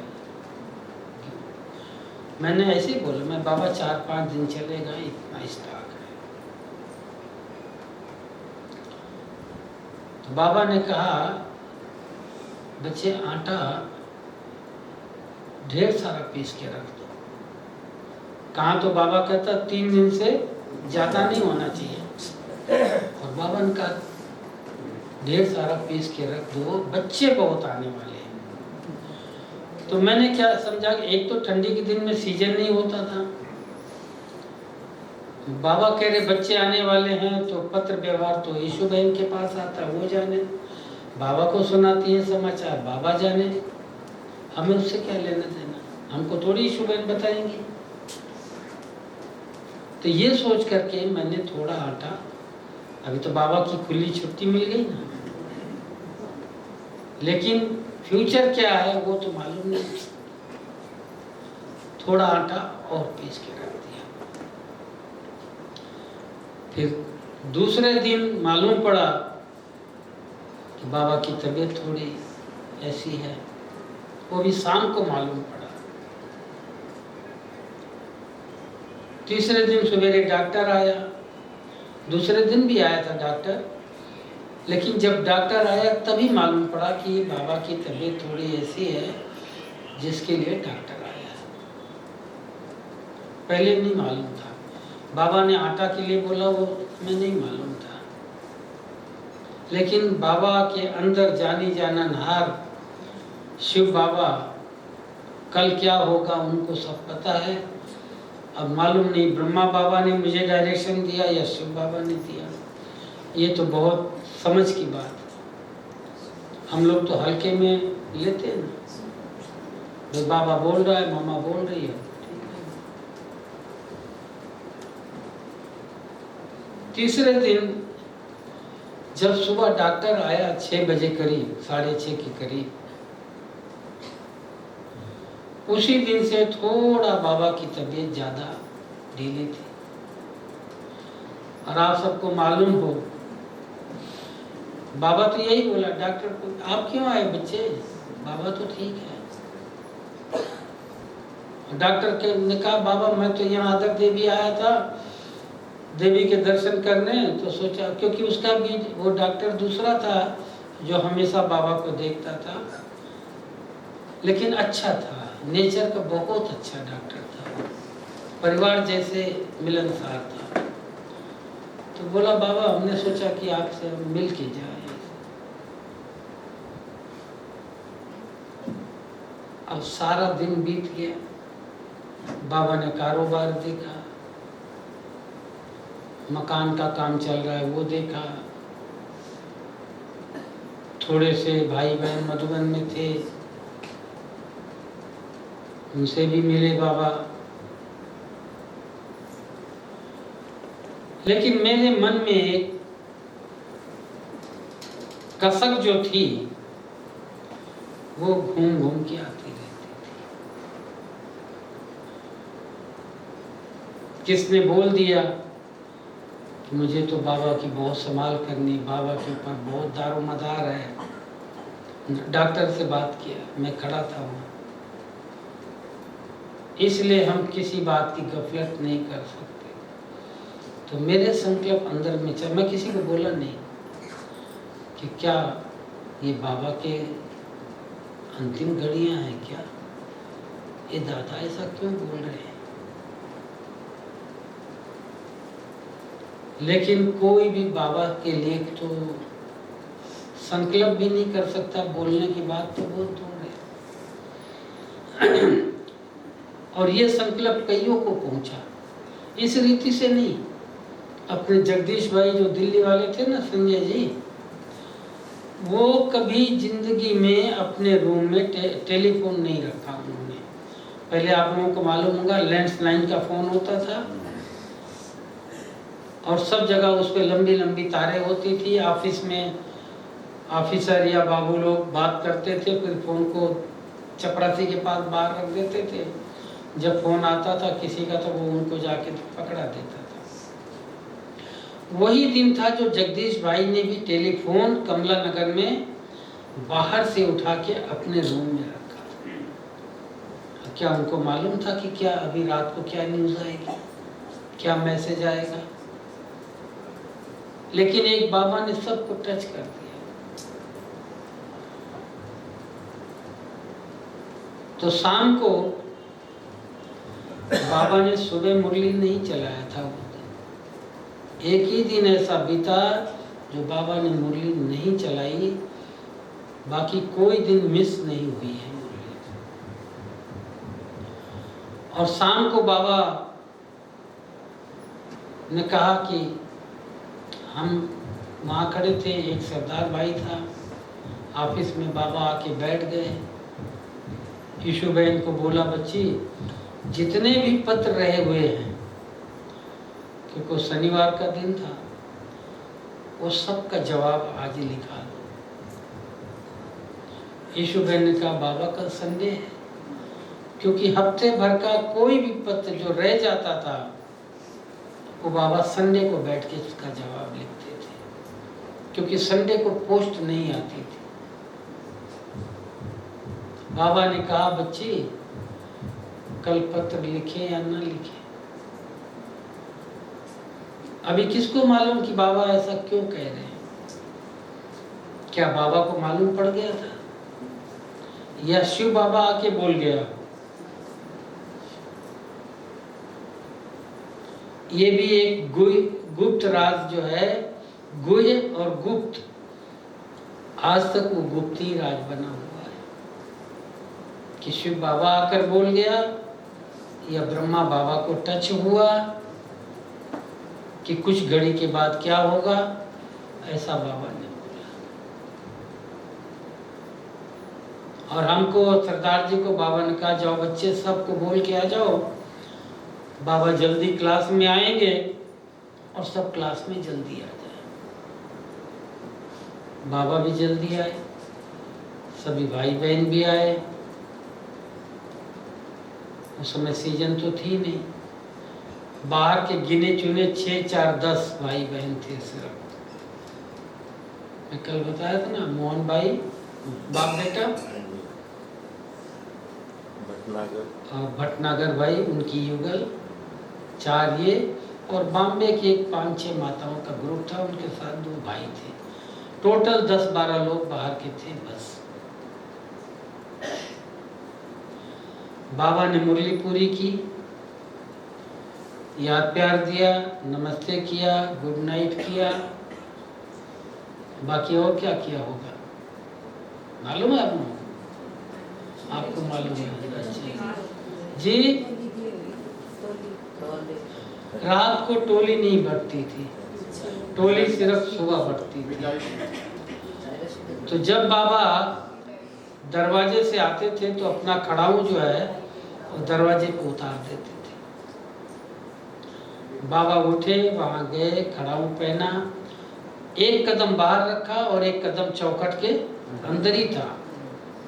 बाबा एकदम घूमे और बोला अच्छा बच्चों से विदाई। ये बाबा के आखिरी बोल थे। वहां से बाबा चले, ईशु बहन साथ में जाती थी और सब बैठे रहते थे क्लास में। बाद में उठते थे, दादियाँ थी, कुमार का दादी थी, और भी कोई होंगे 1-2, जितना मुझे याद नहीं है, दादी तो थी।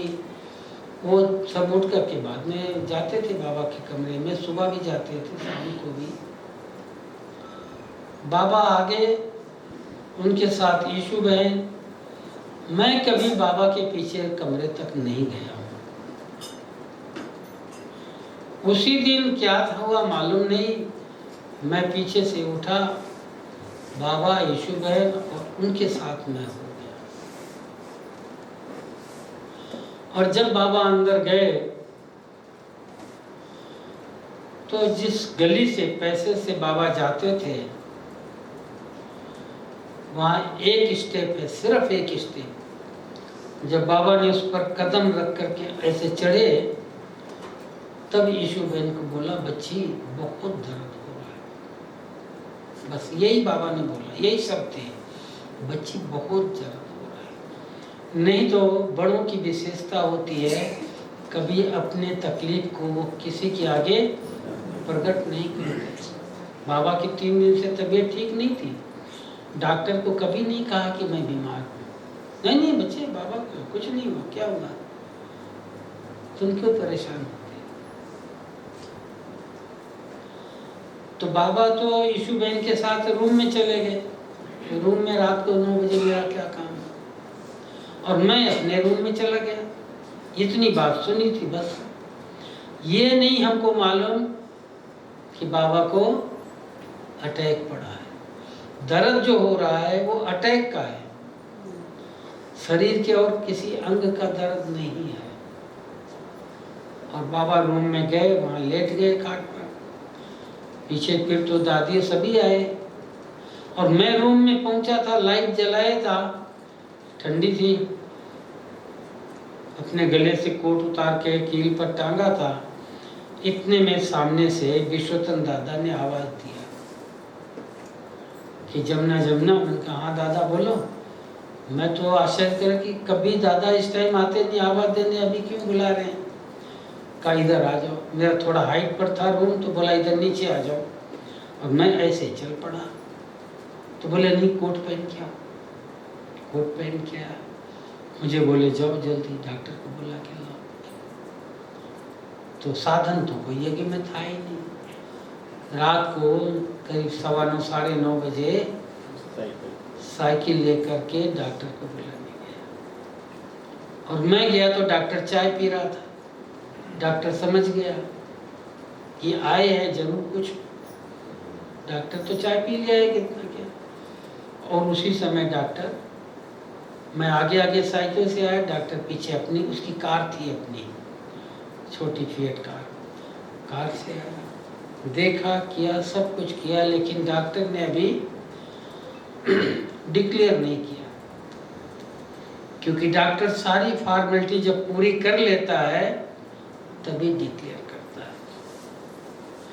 फिर मुझे बोला आप जाओ हॉस्पिटल से, गवर्नमेंट हॉस्पिटल था और तो कोई नहीं, वहाँ से जाओ ऑक्सीजन सिलेंडर लियो। फिर डॉक्टर ने कहा लेकिन तुमको स्टाफ कोई देगा ही नहीं सिलेंडर। खुद डॉक्टर चला मेरे साथ, उन्हीं की कार में गए। एक नर्स भी साथ में ले आए हेल्प के लिए, ऑक्सीजन सिलेंडर भी ले आए, सब कुछ किया, सिलेंडर चढ़ाया। मतलब जो डॉक्टर को फॉर्मेलिटी करनी थी वो किया। उसके बाद बाबा के रूम से बाहर एक रूम है जहाँ पहले मुन्नी बहन रहती थी, और बाबा की लौकिक बहू मतलब भतीजे की युगल संतरी दादी जो बाबा की देखभाल करती वो रहती थी। वहाँ आकर के डॉक्टर ने सिर्फ इतना ही बोला, इट वाज लास्ट स्पीच। तो समझ की बात। उसके बाद तो फिर रात भर बाबा के पार्थिव देह को रूम में ही रखा, और सुबह वहाँ से निकाल कर लगभग 8 बजे करीब हिस्ट्री हॉल में रखा, बर्फ में रखा। सब तरफ रात भर टेलीफोन गए, टेलीग्राम गए, ढेर सारे भाई बहन आए। तो भाई जी पूछ रहे थे कि घर तो छोटा था, सभी एडजस्ट कैसे हुए। मेरी खाट के ऊपर नीचे 3 भाई सोए थे,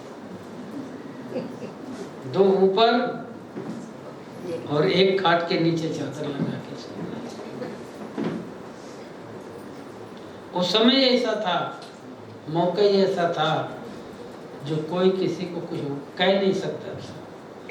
आज तो अगर किसी को जगह नहीं मिले तो कहेंगे किसको कंप्लेन करूं, वो आवास निवास वाले भाई ने मेरे को जगह ही नहीं दिया, ऐसा होता है ना।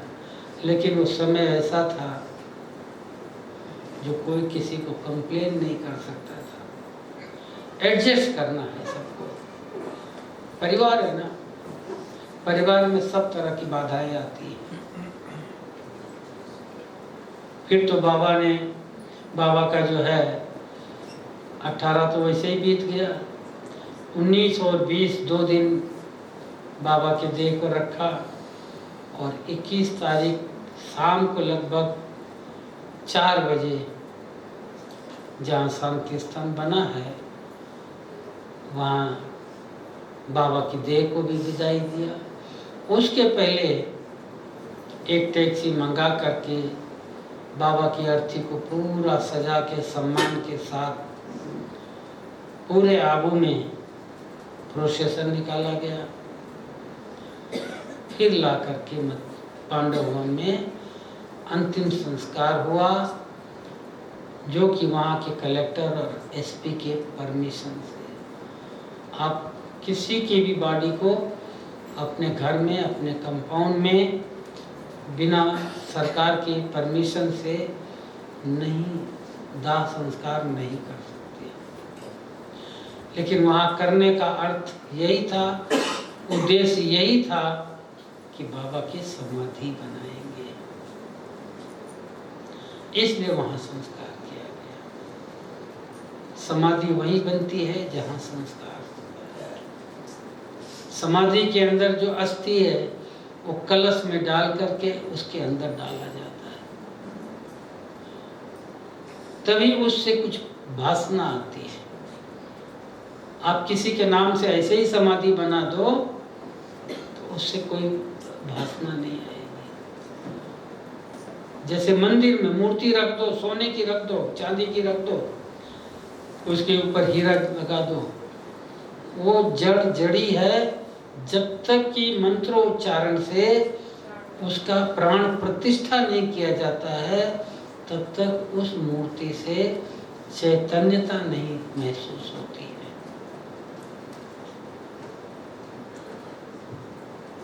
तो ये था इतिहास।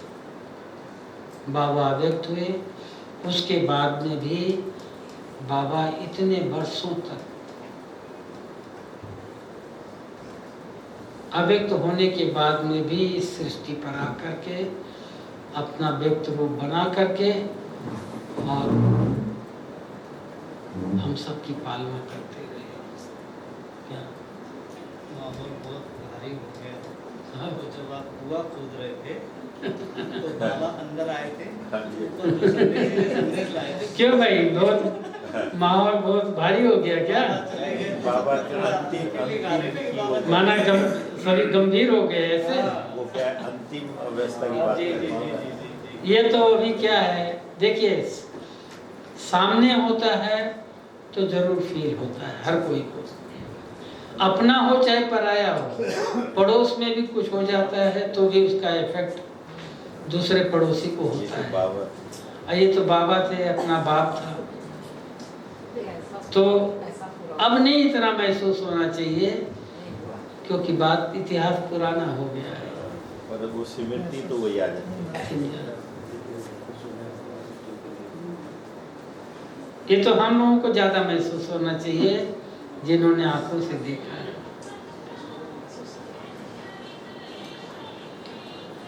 एक बात और बताऊं, कुएं की बात बता। हाँ वो बताता हूँ, इसी से एक बात और बताता हूँ। सब जगह भाई साहब सब बात नहीं याद रहती हाँ है, ये ना जाती। कोई न कोई टॉपिक रह जाता है। बाबा साकार में बाबा कहते थे दादियों को, बहनों को कि आपको किताब या पन्ना कुछ कागज उठा के कहीं नहीं स्टेज पे भाषण करना है, सारी पॉइंट बुद्धि में रखना है। सुबह उठ के विचार सागर मंथन करके उसको लिखना है, लिखेंगे तो भाषण के टाइम याद रहेगा। मैंने प्रैक्टिकल में कानपुर में देखा, जहाँ हम लोग ठहरे थे जब वहाँ फंक्शन था, मनोहर दादी भी गई थी, तो मैं छत के ऊपर गर्म पानी होता था वहाँ से पानी लेने गया स्नान करने। सुबह 2:30 बजा था और मनोहर दादी सीढ़ियों पर बैठ के भाषण लिख रही थी। तो मैंने कहा देखो इसको कहते हैं आज्ञाकारी। बाबा कहते हैं बच्चे भाषण लिखो, फिर बुद्धि में रहेगा तो जवानी भाषण करना है स्टेज पर। तो वैसे ही हर समय हर बात याद नहीं रहती है। बाबा के इस रथ का पार्थिव देह का संस्कार करने के लिए ऑलमाइटी बाबा से पूछा गया था कि अग्नि कौन देगा। ये आपने भी नहीं सुना होगा कभी, सुना है? बाबा ने कहा अग्नि देने के लिए दादी कुमार का और दादा विश्वनाथन, वो 2 अग्नि देंगे और कोई नहीं देंगे। बाबा के शरीर को जब अंतिम संस्कार किया तो दादी कुमार का प्रकाशमणि दादी और दादा विश्वरतन, आप लोगों ने देखा था विश्वरतन दादा को? झाड़ में नीचे चित्र उनका लगा हुआ है। वो भी गांव के रहने वाले थे, पाकिस्तान के, बहुत सीधे साधे भोले वाले। आप उनसे कोई चालाकी की बात करेंगे तो वो समझेंगे नहीं कि ये कोई हमारे से युक्ति से या चालाकी से कोई बात कर रहे हैं। मैं जब जाता था हर बार मिल जाता हूँ।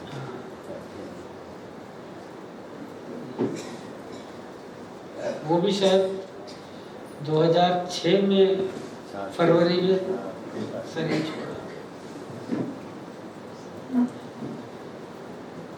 तो ऐसे बहुत कोई राज है हाँ, क्या बताया था आपने, क्या बोले? कुएं की बात बताया था ना भाई। कुएं की बात। कुएं में बाबा जो शौक में बताते हैं। अब हम पूरी कहानी नहीं बताते हैं। मधुबन में जब हम आए तो बाबा कुआं खुदवा रहे थे, मतलब यज्ञ की तरफ से पानी के लिए कुआं खोदा जा रहा था। तो मेरे आने के बाद बाबा ने वो ड्यूटी मुझे दे दी कि आपको ये काम करवाना है। करवाते थे। तो चूंकि सबसे बड़े तो बाबा थे, यज्ञ में मालिक थे, जवाबदारी थी, चिंता रहती थी बाबा को। तो एक दिन कुएं में बाबा उतर गए। ज्यादा गहरा नहीं था अभी, लेकिन हम लोग नहीं उतर पाते कुएं में, बाबा उतर गए। धीरे धीरे उतर तो गए बाबा, लेकिन आखिर शरीर तो इतना नाजुक, इतनी उम्र वाला है। बाबा चढ़ गए ऊपर, आ गए, लेकिन फिर बाबा को इधर थोड़ा महसूस था बाद में। लेकिन बाबा को ये ख्याल नहीं आया कि मैं जो कुएं में गया और आया, क्योंकि कुएं से बाहर आना मतलब जैसे सीधी दीवार है ना, ऐसे दीवार नीचे तक कुएं की होती है, 90 डिग्री चढ़ना। बाबा ने कहा ये मेरे को आज दर्द क्यों हो रहा है, कभी हुआ नहीं है। कोई बाबा तो स्टूल का हमेशा करते ही नहीं थे, हार्ड वर्क। तो बाबा ने संदेशी को, संतरी दादी को वतन में भेजा, कहा जाओ बाबा से पूछ के आओ। तो बाबा ने कहा कि कृष्ण की आत्मा का पाठ सतयुग में बजेगा, कलयुग में नहीं। मतलब ये नटखट पने का काम यहाँ नहीं करो, ये बच्चों का खेल है ना। अब हमने तो जवानी में वो कुआं पूरा किया, आप लोगों ने तो देखा ही नहीं होगा। पांडव भवन के गेट से जब एंटर करेंगे ना, तो एक कुआं वहां भी है 70 फुट गहरा। रोज नीचे उतरते थे 2 बार और रोज ऊपर चढ़ते थे। साइड में होगा जहाँ वो पौधे लगे। आप जब एंटर करेंगे ना, तो राइट साइड एक छोटा बगीचा जैसा है, उसमें ही है, जहाँ एक अपना प्याऊ बना हुआ ना अंदर, उसी के पीछे है। ये तो बाकायदा दादियों ने नारियल तोड़ा, शुरू से ही उसको हमने हैंड ओवर किया। ऊपर 20 फुट करीब मिट्टी और मोरम टाइप की कड़क मिट्टी निकली, उसके बाद तो पत्थर ही पत्थर है। रोज ब्लास्टिंग करने नीचे उतरते थे, हम खुद जाते थे, क्योंकि सभी इतने पक्के दिल के नहीं होते हैं। पर बाबा की यज्ञ की सेवा है, ये चीज ऐसी है, ब्लास्टिंग मटेरियल इतना खतरनाक है। आप लोगों ने राजीव गांधी का केस सुना होगा, देखा होगा टीवी में। अगर हाथ में एक फट जाए तो शरीर के 8 टुकड़े मिलेंगे, एक सिर्फ। और हम तो 10-12 डायनामाइट लेके नीचे उतरते थे, उसमें जाके लोड करते थे और कनेक्शन करके फिर बाहर आते थे, फिर उसको इलेक्ट्रिक से ब्लास्ट करते थे।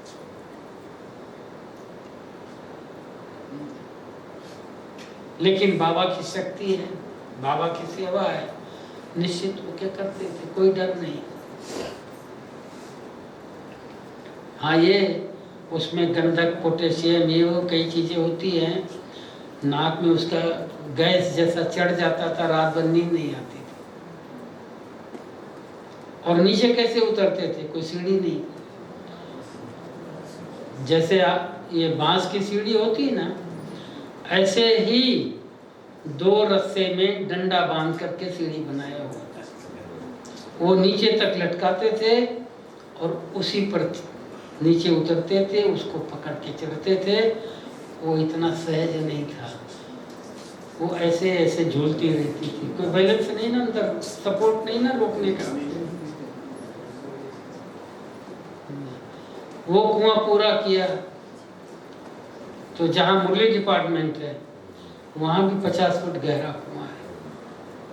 वो भी हमने, मतलब और भी 2-3 भाई साथी बन करके मजदूर भी साथ लेते थे, लेकिन निमित्त बन करके। एक कुआं ज्ञान सरोवर में भी खुदवाया था, लेकिन वो जब आधे ही था तो फिर इंजीनियर लोगों की अपनी बड़ी बड़ी बातें, दादी इतना टाइम लगता है, इतना खर्चा होता है, ये होता है, इससे तो 2-4 बोरवेल करा दो, वो अच्छा है, तो वो आधे में रह गया। एक सुखधाम के पीछे भी छोटा कुआं है। काम सेवा तो बाबा की यज्ञ में वो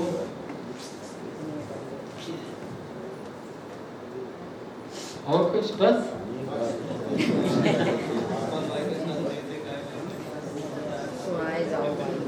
नहीं, आपसे लेकर जाना होगा ना, देर हो रही होगी ना सबको, क्योंकि टोली भी देंगे भाई, 15-20 मिनट और लग जाएंगे। ये 5 मिनट भाई ये भी सुनाएगा। पहले जैसे भाई साहब ने बताया, पूरे यूपी में 5 सेवा केंद्र थे, पूरे यूपी में।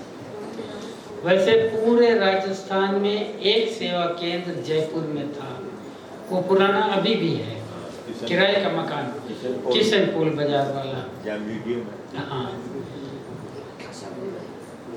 तो कहीं भी अगर हम लोग जाएं कोई परचेजिंग करने के लिए, कोई काम से जाएं, तो क्या करें? मधुबन से टिफिन में भोजन लेके जाते थे, और कारणे अकारणे अगर कहीं रुकना पड़ता था तो धर्मशाला में रुके, और वहाँ ही टिफिन को उल्टा करके उसके ऊपर रोटी पका देंगे। कहाँ जाए, किसके तवे पर रोटी बनाएंगे? स्वर्ग की स्थापना ऐसे नहीं हुई है। दादियों ने नदी के किनारे बगीचे में चादर बिछा करके आप सबको ढूंढ के निकाला, निमित्त बनी, और बाबा ने इस तरह से हम सबसे सेवा ले करके और यज्ञ की स्थापना की। बस ये था, इस बात की खुशी है कि भाई हम पहले आए, बाबा के साथ रहे, मम्मा के साथ रहे, बड़ी दादियों के साथ रहे, तो वो तकलीफ कभी फील नहीं हुई। हार्ड वर्क कर रहे हैं, बाबा सामने है, बाबा टोली खिला रहा है, तो कभी किसी भी प्रकार की तकलीफ नहीं हुई। ओम शांति भवन आप लोग तो जाते जल्दी से भाग आते हैं ना। ओम शांति भवन मेन गेट से सामने देखना, ऐसे सीढ़ी ऊपर चढ़ती है, एक तो साइड से रोड जाती है, जो पहली सीढ़ी है यहाँ से लेकर पूरी पीछे तक पहाड़ी है। ओम शांति भवन का हाल देखा है आप लोगों ने, कितना लंबा हाल है। कभी अब जाओ, 4 धाम तो भले करना, वो तो मुख्य है, 2 मिनट के लिए ओम शांति भवन के साइड के बरामदे से पीछे तक जाना, और पीछे जाके पीछे के बरामदे में ऐसे घूमना, और फिर ऐसे पीछे से देखना पहाड़ी कितनी ऊपर तक काटी हुई है। वहां से 30 फुट नीचे तक पहाड़ी को ब्लास्ट किया है। हैवी ब्लास्टिंग करते थे। हमको आता कुछ नहीं था, हम तो कोई हुनर हमारे में नहीं था। एक बिजली का फ्यूज कैसे लगाते वो भी हमको मधुबन में सिखाया। और शुरू में अंडरग्राउंड वाटर बोर्ड वाले को बुलाते थे ब्लास्टिंग के लिए, उससे सारा सीख लिया, फिर उसको बुलाना बंद कर दिया। कंप्रेसर भी एक की तरफ से एक नया खरीद लिया, किसी भाई ने कलकत्ते वाले ने कंप्रेसर दान दे दिया, उसका बिजनेस था, और इस तरह से सब काम बाबा ने सब सेवा मधुबन में सब कुछ सिखा दिया।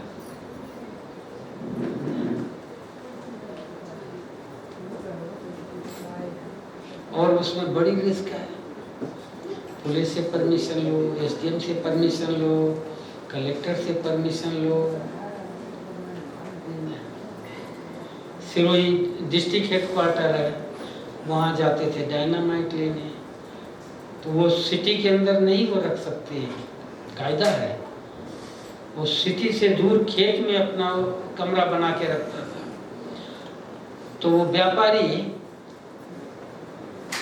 जाते समय तो मुझे स्कूटर पर बिठा के ले जाता था वहाँ तक, और जब डायनामाइट दे देता था ना तो कहता अब आप पैदल आओ, मैं जाता हूँ, क्योंकि कुछ हो जाएगा तो। और होता कई केस हुए हैं। ब्यावर में एक थे, मुझे उनका नाम दिया चंपालाल करके, उनका यही बिजनेस था होलसेल का। एक ट्रक भर के माल मंगा रहे थे और वो रास्ते में ट्रक में ही ब्लास्ट हो गया, सब कुछ खत्म हो गया। बहुत खतरनाक चीज है, इसीलिए पुलिस कलेक्टर सबसे परमिशन ली जाती है।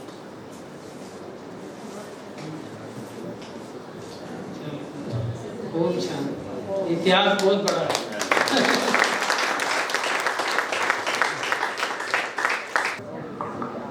ओम शांति। ओम शांति। विहाती गया पूछ रह गई। अभी थोड़ा ही प्रोग्राम है। मैं तो कहती हूँ कि भाई साहब के हाथों से आप डोली लो, अच्छा रहेगा, क्यों तो ये वो हाथ है जो बाबा की सेवा की हुई है, ये वो आंखें हैं जिसने भगवान के रथ को देखा, ये वो कान है जिन्होंने डायरेक्ट वो मुरली सुनी भगवान की। तो ऐसा मौका बार बार नहीं मिलता है। और ऐसे बाबा के अनन्य रतन, जो अमूल्य रतन, कौन से रतन कहे, मुझे तो शब्द भी वो नहीं हो रहे हैं, तो बहुत गिने चुने अभी यज्ञ में है। इसीलिए इस मौके को आप गंवाना नहीं। घर तो मिल जाएगा, डांट खा लेना चाह, लेकिन जो देखो जितनी हिम्मत दादियों ने की, भाई जी ने देखो बताया भी डायनामाइट का क्या खेल होता था। तो भगवान की यज्ञ के लिए जिस आत्मा ने इतना अपना त्याग तपस्या की, अपने शरीर का भी ध्यान नहीं रखा, तो जैसे मिलिट्री में जाते हैं ना, तो जाने वाले को क्या रहता है कि बस करो या मरो। तो वो स्थिति में इन्होंने आज मधुबन में जो झोपड़ी के पास आज भी वो कुआं है और छोटा सा एक नलका लगा हुआ है, कभी जाओ तो वहाँ पानी पी लेना। कोने में लगा हुआ है, चक्की है ना झोपड़ी के पीछे साइड में उधर। तो जो है, जो मम्मा बाबा जहाँ से पानी लाते थे, जो मम्मा बाबा जहाँ से पानी लाते थे, वो कुआं भी अभी वहाँ बहुत सुंदर बगीचा अपनी संस्था ने बनाया हुआ है यज्ञ ने, वो भी कभी देख के आना। जब बाबा खड़े होकर के पेड़ के नीचे हिलाते थे ना हाथ बच्चों को, रुमाल हिलाते थे, उसके पास ही है वो सारा बगीचा बना हुआ। अभी तो हाँ, तो कुआं भी है वहाँ पे। और मुरली डिपार्टमेंट भी देख के आना। कुंज भवन है ना, ज्ञान विज्ञान भवन, पांडव भवन से 1.5 मिनट का ही रास्ता है। वहाँ पीछे ज्ञान विज्ञान भवन के पीछे साइड में ग्राउंड फ्लोर पे। समय परिवर्तित हो गया, वैसे लोगों को पांडव भवन में रहने को ही नहीं मिलता है। क्या रहने नहीं मिलता, लेकिन जो पुराने हैं वो सिर्फ 4 धाम करने जाते हैं ना, वो लोग तो आराम से देख सकते हैं।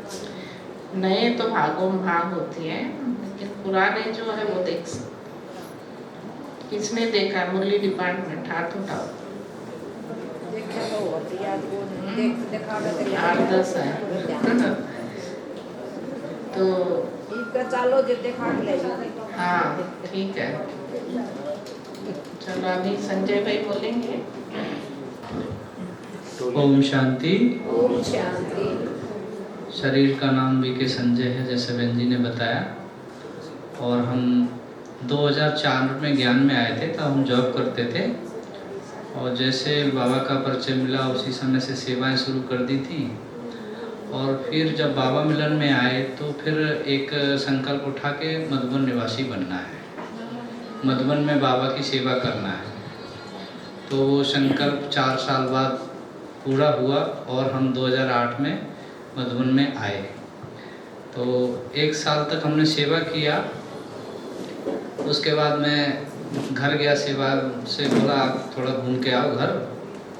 तो फिर भाई साहब को एक भाई की ज़रूरत थी, तो भाई साहब को ज़रूरत थी तो एक भाई निमित्त था, तो उसको बोला वो भाई कहाँ गया?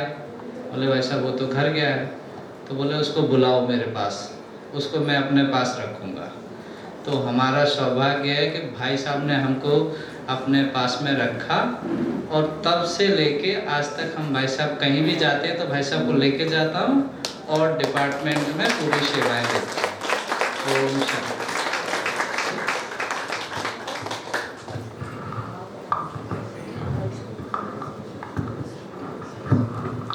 अभी सब बैठेंगे बाबा की याद में, बाद में बाबा के अपना भाई साहब के हाथों से टोली लेंगे। तो उस भावना से टोली लेना कि ये वो आंखें हैं, दृष्टि है जो भगवान को जिसने देखा, तो उन्हीं आंखों से हम टोली दृष्टि ले रहे हैं, हाथों से टोली ले रहे हैं, है ना। तो उस भावना से आपको बहुत विशेष अनुभव होगा, ठीक है।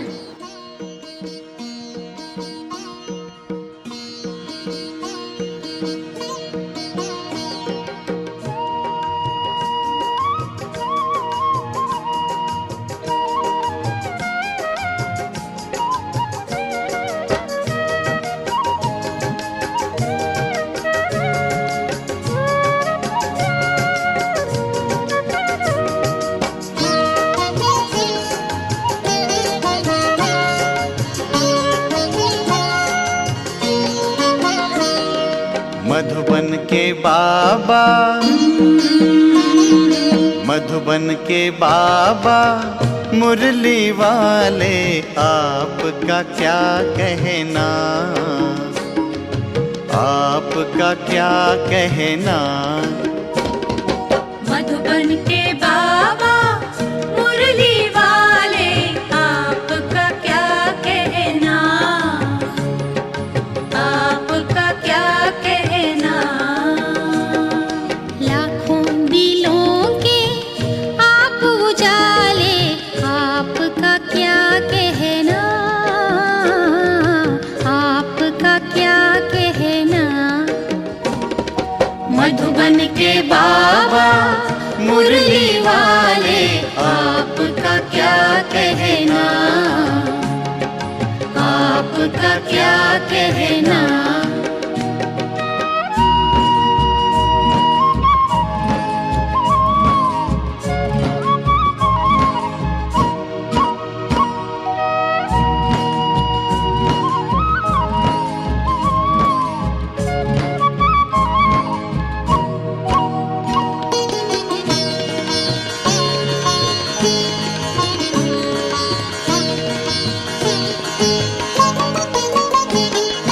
कितनों को आपने राह दिखाई, राह दिखाई हो,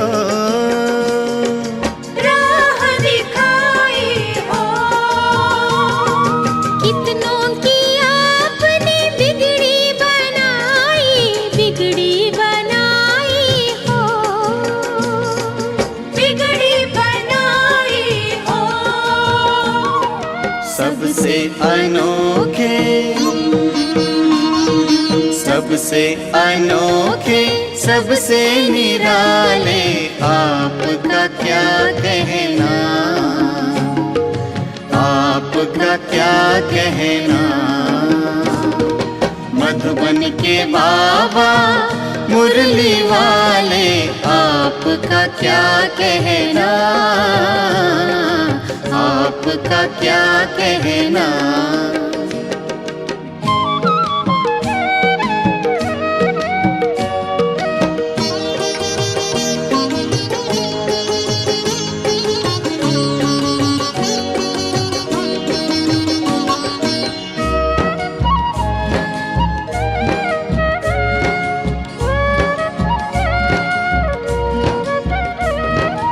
आप हैं हम सबके भाग्य विधाता, भाग्य विधाता हो,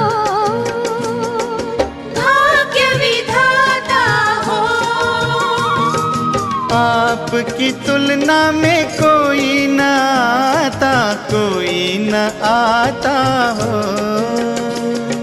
कोई न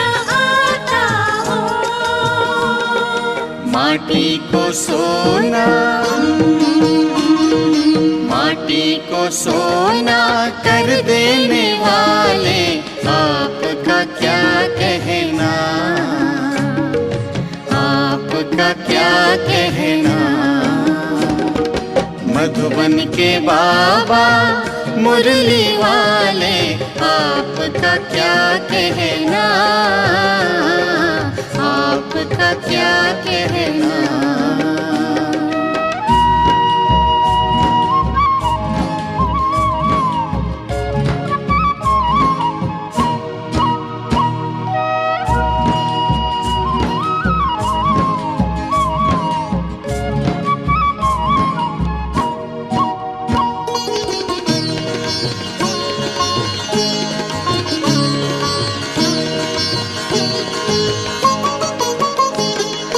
आपने एक हमें अचरज दिखाया, अचरज दिखाया हो,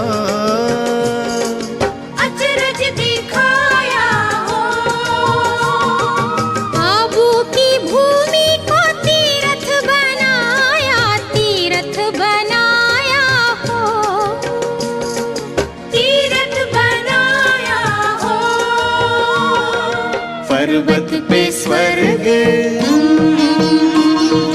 पर्वत पे स्वर्ग उतारने वाले आपका क्या कहना, आपका क्या कहना। मधुबन के बाबा मुरली वाले आपका क्या कहना, आपका क्या कहना। लाखों दिलों के आप उजाले आपका क्या कहना, आपका क्या कहना। मधुबन के बाबा मुरली वाले आपका क्या कहना, आपका क्या कहना।